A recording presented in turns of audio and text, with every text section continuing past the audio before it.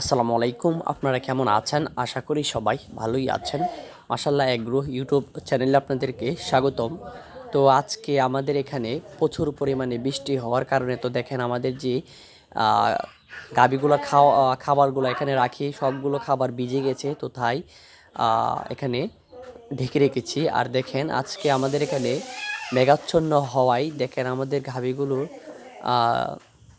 ঘরের ভিতরে মানে আমাদের যে ফার্মটি আছে ফার্মটি উপর দিয়ে টিনগুলা ছেদ হয়ে গেছে, তো তাই কিছু কিছু বৃষ্টি পড়ে, তো বৃষ্টি পড়ার কারণে মূলত দেখেন অত মানে অনেক সময় ধরে আমাদের গাভীগুলা দাঁড়ায় আছিল, কিন্তু এখন আস্তে আস্তে সবগুলা গাভী শুয়ে পড়েছে, দুইটা শুয়ে পড়েছে আর দুইটা দাঁড়িয়ে রয়েছে। আর দেখেন আমাদের বাছুরগুলোর কী অবস্থা, বাছুরগুলো দুইটা শুয়ে রয়েছে আর দুইটা দাঁড়িয়ে রয়েছে। তো এই বৃষ্টির মধ্যে আমাদের যে গাভীগুলো দেখেন আজকের আবহাওয়াটা অনেক খারাপ আমাদের এখানে, প্রায় 24 ডিগ্রি সেলসিয়াস। আর প্রচুর পরিমাণে মানে সকাল 8টার থেকে বৃষ্টি হচ্ছে, এখন পর্যন্ত বৃষ্টি, এখন বাজে 4টা, বিকাল 4টা বাজে। এখন আপনাদেরকে এখন ভিডিওটা আমি দেখাচ্ছি 4টা বাজে। তো মূলত আজকে বৃষ্টি থাকার কারণে আমাদের গাভীগুলোর জন্য ঘাস কাটতে পারি নাই।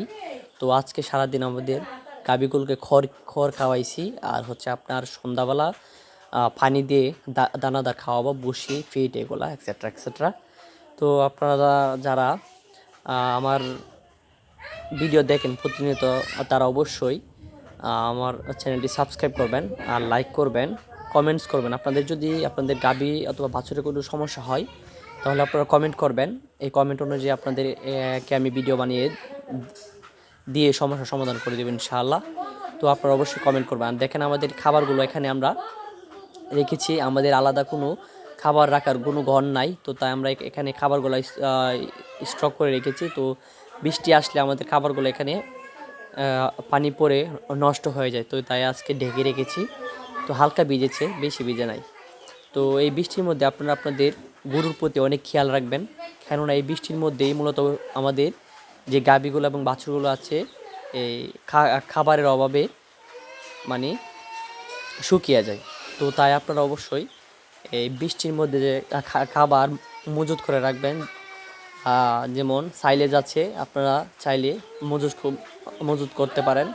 তো আমরা সাইলেজ আমাদের এখানে পাওয়া যায় না, তো বাইরে থেকে অর্ডার করে আনতে হবে। তো আমরা আমাদের গাভীগুলোর জন্য এই পর্যন্ত কোনো সাইলেজ আনি নাই, তো আপনারা অবশ্যই খাওয়াবেন। তো আজকে ভিডিওটি দেখে আপনাদের অবশ্যই ভালো লেগেছে, সবাইকে ধন্যবাদ।